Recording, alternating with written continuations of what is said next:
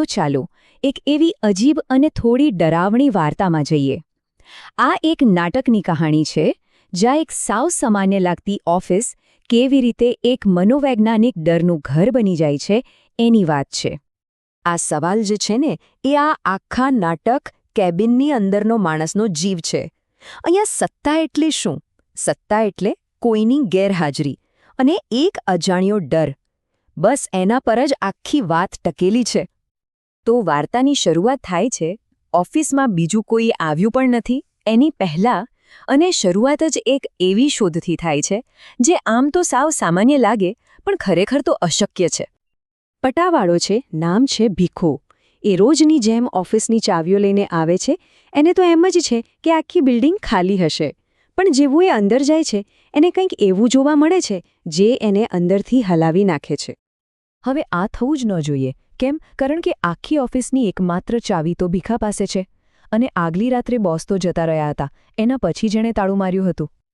ભીખાની આ જે મૂંઝવણ છે, એનો જે ડર છે, એ જ આખી વાર્તા માટે એક સ્ટેજ તૈયાર કરે છે.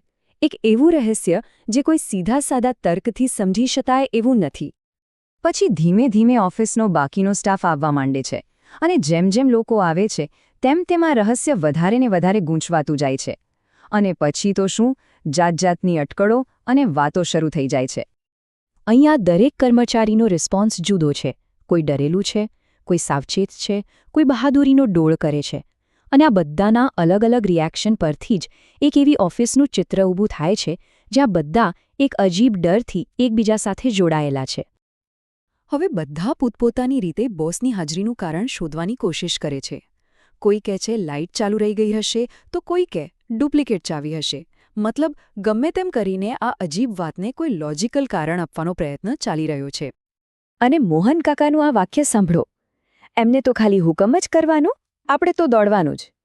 આ એક લાઇનમાં જ આખી ઓફિસનું પાવર ડાયનેમિક્સ સમજાઈ જાય છે. બોસ દેખાતા નથી, પણ એમનો પડ્યો બોલ ઝીલાય છે. જાણે કોઈ અદૃશ્ય શક્તિ હોય જે બધાને પોતાની આંગળી ઉપર નચાવતી હોય. હવે આગળ શું થાય છે એ જોઈએ, કેમ કે આ નાની નાની વાતો ભેગી થઈને જ નાટકના સૌથી મોટા અને સૌથી અજીબ રહસ્યોદ્ઘાટન તરફ લઈ જાય છે. પણ સવાલ એ છે કે જો એ બોસ હંમેશા ત્યાં જ હોય છે તો એ દેખાય છે કેવા? અને જ્યારે આ સવાલ પૂછાય છે ને, ત્યારે જે જવાબ મળે છે એ તો કોઈએ સપનામાં પણ વિચાર્યું નહીં હોય. અને પછી એકદમ ચોંકાવનારી વાત સામે આવે છે. બધાને ધીમે ધીમે ખ્યાલ આવે છે કે ઓફિસમાં કોઈએ પણ એમના બોસને સરખી રીતે જોયા જ નથી.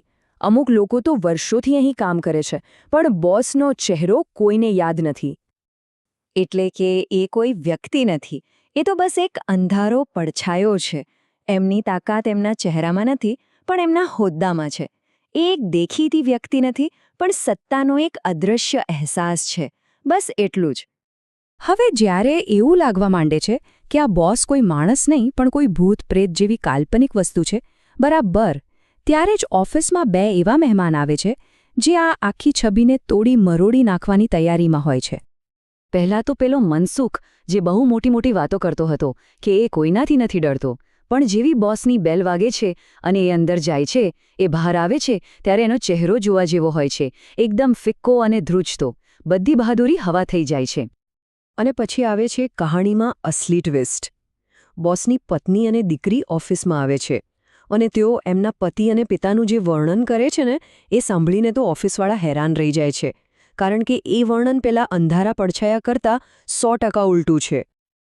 દીકરી કહે છે કે એના પપ્પા તો દેખાવમાં બહુ જ સુંદર છે, હંમેશા ટીપટોપ કપડાં પહેરે છે, અને વાતો કરવાના તો એટલા શોખીન છે કે ચૂપ જ નથી રહેતા.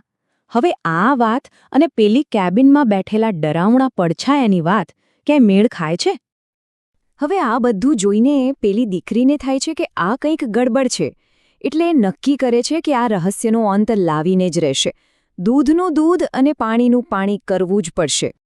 એટલે એ હિંમત કરીને પેલી કેબિનમાં જાય છે. એને જાણવું છે કે આખરે એ પડછાયા પાછળ કોણ છે. એ જ માણસ જેને એની માં અને આ ઓફિસના લોકો આટલી અલગ અલગ નજરથી જુએ છે. એનું સત્ય શું છે? અને એ કહે છે, બસ 1 મિનિટ ઊભા રહો, હું અંદર જઈને લેમ્પ ફેરવું છું. આટલું કહીને એ અંધારામાં જાય છે, આખી પરિસ્થિતિ પર સાચે જ રોશની પાડવા માટે. અને અચાનક જ કેબિનમાં તેજ લાઇટ થાય છે. પણ પછી બધું જ શાંત.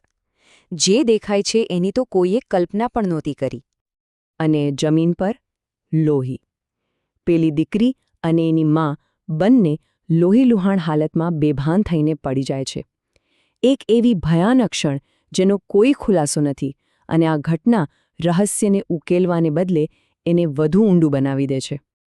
તો શું કેબિનમાં ખરેખર કોઈ માણસ હતો? કે પછી હતો જ નહીં? આ નાટક આ સવાલનો જવાબ નથી આપતો. એ આપણને વિચારતા કરી મૂકે છે કે શું બોસ કોઈ સાચો માણસ હતો? કે પછી એ માત્ર એક ડરામણો વિચાર હતો? એક એવો વિચાર જે આપણે બધા જ સત્તાને એક ચહેરો આપવા માટે બનાવીએ છીએ, ભલે ને પછી એ ચહેરો આપણને ક્યારેય દેખાય જ નહીં.